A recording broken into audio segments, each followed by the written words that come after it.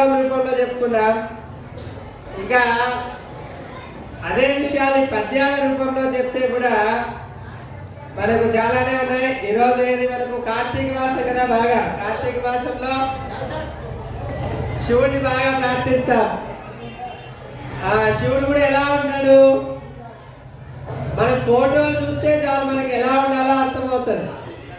మన తాత ముత్తాతలంతా పెద్ద పెద్ద లగ్జరీ బట్టలు వేసుకోలేదు, కానీ ఇప్పుడు పిల్లవాడు స్కూల్కి వెళ్ళాలంటే వాడి బర్త్డే అంటే 2000 రూపాయలు బట్టలు కొనియాలి వాడికి.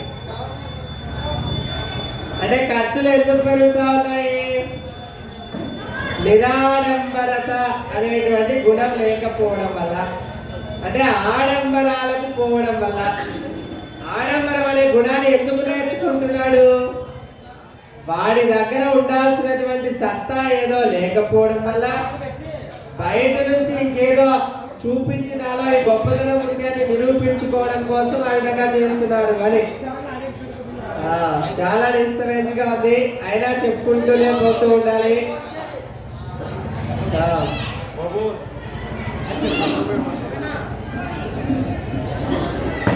సో అందరికి మనం ఇక్కడికి వచ్చిన కూడా మెయిన్ ప్రధాన కారణం ఏంటంటే, తాత దగ్గరకు వచ్చి ఏమైనా కోరికలు కోరుకోవడానికే వస్తాం కదా. రోగాలు పోవాలనో, లేదా మా పిల్లలు బాగా చూసుకోవాలనో, లేదా పిల్లల్ని మనం బాగా చూసుకోవాలనో, పిల్లవాడికి ఉద్యోగం రావాలనో కోరికల కోసమే ఇక్కడ వస్తాము. కానీ కోరిక వదిలేస్తేనే దేవతలు అవుతామనే విషయాన్ని గమనించాం. అదే పూర్తిగా క్వైట్ ఆపోజిట్ ఉంటుంది అన్నమాట వేదాంతం అనేది. దీన్ని ఎందుకు నా మెడకు కట్టేసినామని దూర్జని చెప్తున్నాడు. ఆలుం బిడ్డలు తల్లిదండ్రులు ధనం మంచు, ఆలుం బిడ్డలు తల్లిదండ్రులు ధనం మంచు, మహాబంధనం వేలా నా మెడ కట్టినాడవు. మళ్ళీ ఇంటి కట్టిన తర్వాత నేను ఎక్కడ తప్పించుకొని పోవాలా? ఎందుకు కదా బండిని కట్టేసిన తర్వాత ఇంకా అక్కడి నుంచి విడుదల ఎక్కడ కావాలి అన్నట్టు, కట్టినాడవిక నిన్ను ఏ వేళ చింతింతు. ఎప్పుడు నిన్ను తలుచుకోవాలి? నిర్మూలమైన మనంబులోనే గడుదుర్కోబ్దిలో గృంకి ఈ శిలామాలపు చింత ఎట్లుడిపెదో శ్రీకాళహస్తీశ్వర. మరి నిన్నే తలుచుకోవాలని అనుకుంటున్నారయ్యా, కానీ ఎక్కడ నాకు అవకాశం ఇస్తున్నావు? పొద్దున్న లేచినప్పటి నుంచి ఒక్కటి ఖాళీ ఉంటే కదా,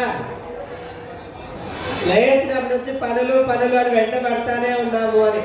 కానీ భగవంతుడిని తలుచుకోవాలి అంటే ప్రత్యేక సమయాన్ని కేటాయించడం కాదు, నిరంతరము ఉండాలి అని. భాగవతం ఇదే విషయాన్ని శ్లోకాలలో వస్తే భారతమని, కథల రూపమని, భాగవతంలో అయితే ప్రహ్లాదుడి కథ అని, నవవిధ భక్తులని ప్రహ్లాదు చెప్తాడు. పాని ఎంబులు త్రావచ్చు, నీళ్లు తాగుతున్నా, తింటున్నా, మాట్లాడుతున్నా ఎప్పుడు భగవంతుని నామస్మరణ అని. అలాగే విశ్వరూప సందర్శన యోగము అంటాం. ఏ విశ్వరూప సందర్శనం అంటే, విశ్వంలో కనిపించే ప్రతి రూపము తన రూపమే అని ఎవరు భావిస్తారో అప్పుడు నీకు బ్రహ్మం అక్కడే అర్థమవుతుంది, జ్ఞానం అక్కడే అర్థమవుతుంది అని. నీకు ప్రతి మనిషిలో దైవం ఉంది అనేటువంటి విషయాన్ని అనుభవంలోకి వస్తే నువ్వెవరిని తిట్టవు, కొట్టవు, హింసించవు అని. అలా నిన్ను తలిచే సమయంలో ఎటువంటి ఆపదలు వచ్చినా నేను ఏమాత్రం పట్టించుకోను అంటూ నేను సేవింపగా ఆపదలు పడమని నిత్యోత్సవం అబ్బని. ఇప్పుడు ఇదే ప్రదేశం తాను ఇప్పుడే ఇదే టైంలో ఉంటే ఇంత ఉత్సవాలు ఏమి కోరుకోడు ఆయన. ఉత్సవం ఉన్నా పట్టించుకోడు, రాళ్లతో వేసినా పట్టించుకోడు, పూలతో వేసినా పట్టించుకోడు. అలా ద్వంద్వాలకు అతీతంగా, త్రిగుణాతీతంగా ఉంటారు కాబట్టి వాళ్ళు దైవము అని కొలుస్తున్నారు.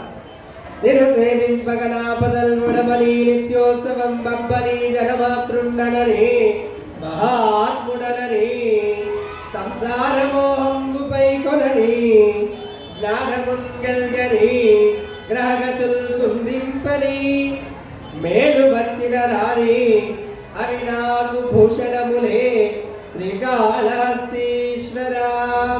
సో మనం భగవంతుని కొలిచినప్పుడు ఒకటి తిట్టుకోవడం అనొచ్చు, పిచ్చోడనొచ్చు, ఏమన్నా మనం ఎవరైనా తిట్టాలంటే డైరెక్ట్ గా గట్టిగా తిడతాం, కానీ గట్టిగా గోవిందా అని అంటే అలా సిగ్గుపడతాం. ఏదే అన్నట్టు చూద్దాం, గోవిందా అనేది గోవిందా గోవిందా గోవిందా. ఆ భగవంతుని తలుచుకోవాలంటే కొంచెం సిగ్గుపడతాం, ఎవరైనా చూస్తారేమో, ఎవరేమనుకుంటారేమో అని. సో అలా ఒకడు గొప్పోడు అంటాడా, మంచివాడు అంటాడా, తుల్య నిందాస్తుమౌని సంతుష్టో ఏకీన చిత్త అంటాడు. తుల్య సమానంగా ఉండు, దేంట్లో నింద నిందించిన, స్తుతి పొగిడిన, మౌని మౌనంగా ఉండు, అలా ఉంటే సంతోషంగా ఎప్పుడు సంతోషంగా ఉంటావు అని. అనికేత స్థిరమతి భక్తి వారిని, అటువంటి భక్తుడు నాకు ఇష్టమైన వాడు అని. అసలు భక్తి అంటే ఏమి, భక్తుడు అంటే ఏమి, ఇదో పెద్ద ప్రశ్న. భక్తి అంటే బొట్టులు పెట్టుకోవడం, లేదా దేవుని దగ్గరికి వెళ్ళడం, ఇది కూడా భక్తినే. అగరబత్తులు వెలిగించడం, దీపాలు వెలిగించడం, కార్తీక దీపాలు వెలిగించడం, స్తోత్రాలు చెప్పడం, లలితా సహస్రనామాలు చదవడం, అన్ని ఇది కూడా ఒక భక్తినే. కానీ భక్తి అనే దానికి భగవద్గీతలో కృష్ణుడు చెప్పిన విషయం ఏంటంటే,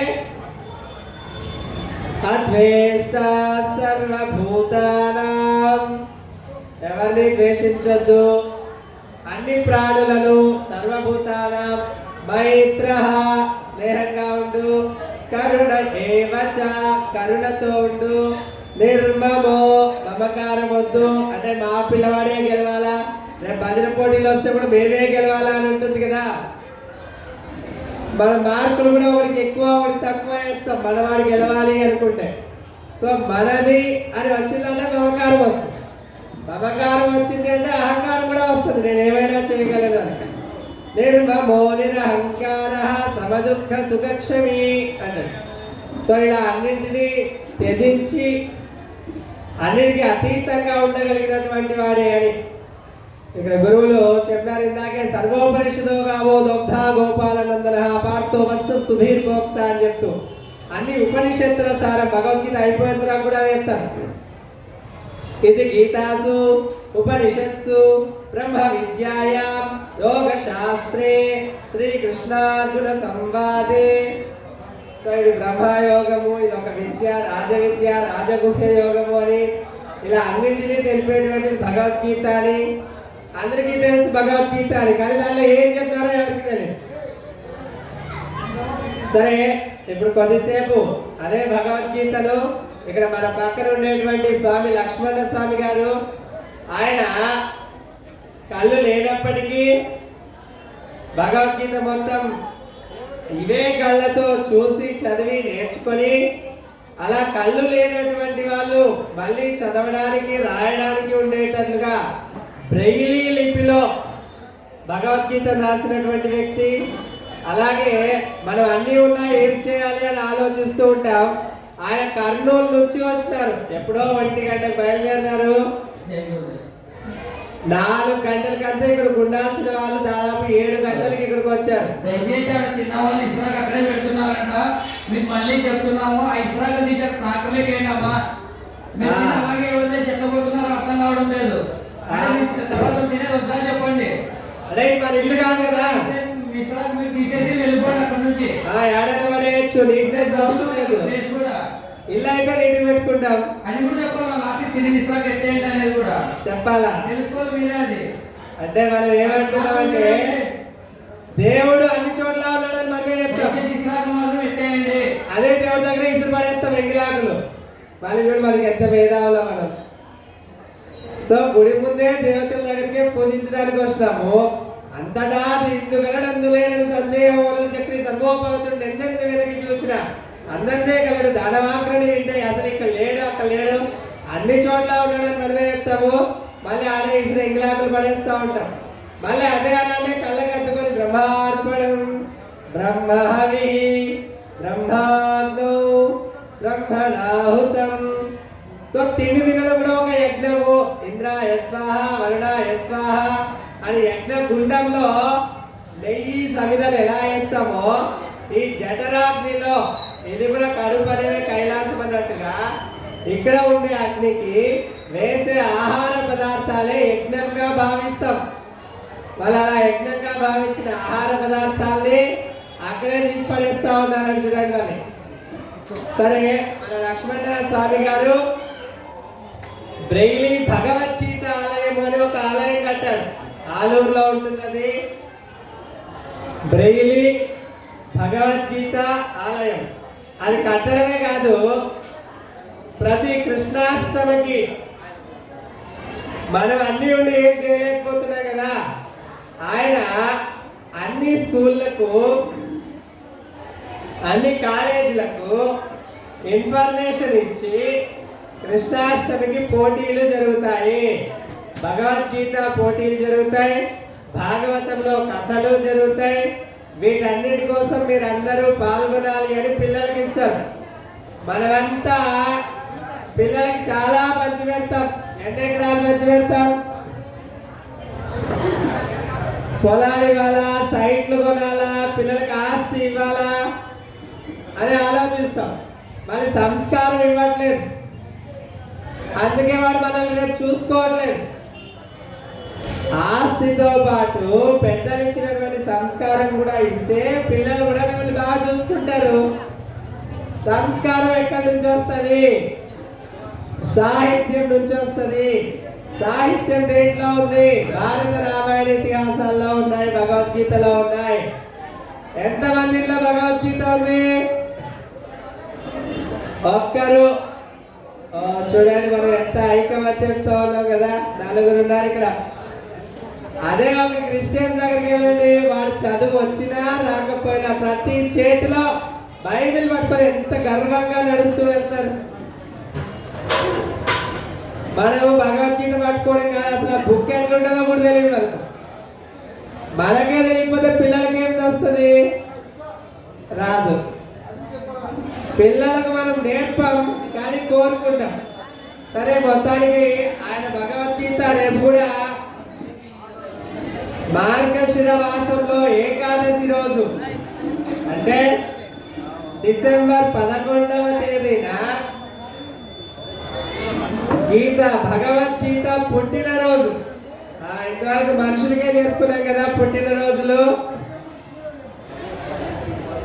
గీత పుట్టినరోజు, దాన్నే గీతా జయంతి అంటారు. లేదు, ఆయనకే ఇస్తున్నాడు, ఆయనే పరిచయం చేస్తున్నారు. నేను తీసుకోవాలని అనుకున్నా. ఒక చాప్టర్ మొత్తం 18 అధ్యాయాలు ఒక సైడ్ నుంచి ఒక్కొక్కటైనా చెప్తాం అనుకున్నా. నేను చెప్పాలనుకున్నా అసలు.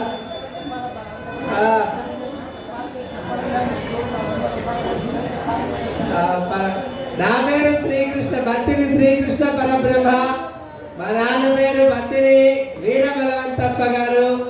ఇక్కడే మన అట్టేకల్కు ఒక 3 కిలోమీటర్ల దూరంలో ఉండే ముత్తుగూరు గ్రామం. మా అమ్మ నాన్న పుట్టిన ఊరు అదే. మా ఇంట్లో నేను అష్టమ సంతానం, 8వ వాడని కృష్ణ అనే పేరు పెట్టారు. సరే అన్న, ఆ భగవద్గీతను నేర్పాడు. నేను మీకు ఎందుకు చెప్తున్నా అంటే, పిల్లలకు నేర్పండి, తర్వాత ఆశించండి. మమ్మల్ని చూసుకోలేదు అని ఏడవడం కాదు. వాళ్ళకి చిన్నప్పటి నుంచే నేర్పిస్తే వాళ్ళు చూసుకుంటారు. సరే, అదే భగవద్గీతలో ఉండే 11వ అధ్యాయం అయినటువంటి విశ్వరూప సందర్శన యోగాన్ని మన కళ్ళుండి కూడా చూడలేకపోతున్నామా? ఆయన మనకి ఇప్పుడు ఆ విశ్వరూపాన్ని చూపిస్తారు. భగవద్గీత లేదంటే ఎన్ని అధ్యాయాలంటే ఏం తెలుస్తాయి మీకు? భగవద్గీతలో 18 అధ్యాయాలు ఉంటాయి, 700 శ్లోకాలు ఉంటాయి. అందులో మొదటిది అర్జున విషాద యోగం, ఏడుపుతో స్టార్ట్ అవుతుంది. శోకం నుంచే శ్లోకం పుట్టింది రామాయణం కూడా. సరే, నాకు ఇంక ఎక్కువ సమయం లేదన్నారు కాబట్టి కార్యకర్తలు వారి ఆజ్ఞను శిరస వహిస్తూ విశ్వరూప సందర్శన యోగాన్ని మాకు విష్ణుమూర్తి అవతారాన్ని చూపించవలసిందిగా లక్ష్మణ సార్ గారిని ప్రార్థిస్తున్నాం. జై గురుదేవ్. ఇంతవరకు కృష్ణ పరబ్రహ్మ స్వరూపమైనటువంటి ముతుకూరు గ్రామ వాస్తవుడు పరబ్రహ్మం గారు చాలా చక్కనైనటువంటి వైరాగ్యము, మరి జ్ఞానము, మరి సాంఖ్య విచారణ, దేహ విచారణ ఇదంతా చెప్పి మానవుడు ఎలాగైతే జన్మకి సార్థకం చేసుకుంటాడో అనే ఉద్దేశాన్ని గురించి కూడా చెబుతూ మనందరినీ కూడా ఎంతో అతని గురించి ఇప్పుడు చెప్పినటువంటి వాక్యాలని మనము మరీ నెమరి వేసుకుంటే కూడా గంటలు కూడా కావచ్చు. మనము చెప్పుకునేది ఇప్పుడు 10 నిమిషాల్లో చెప్పుకొని లక్ష్మణ గారు చెప్పేదానికి అవకాశం ఇస్తున్నాము. మరి చాలా చక్కనైనటువంటి బోధ ఇచ్చినాడు కాబట్టి అతనికి ఈ సభ తరపున ఆ పరదేశప్ప యొక్క కృప వలన ధన్యవాదాలు చెప్పుకుంటూ మరి వారికి అవకాశాన్ని లక్ష్మణ గారికి అవకాశం ఇస్తున్నాం. వారు కూడా వారి యొక్క ప్రవచనాన్ని వారి యొక్క అనుభవాన్ని ప్రసంగించాల్సిందిగా కోరుతున్నాం.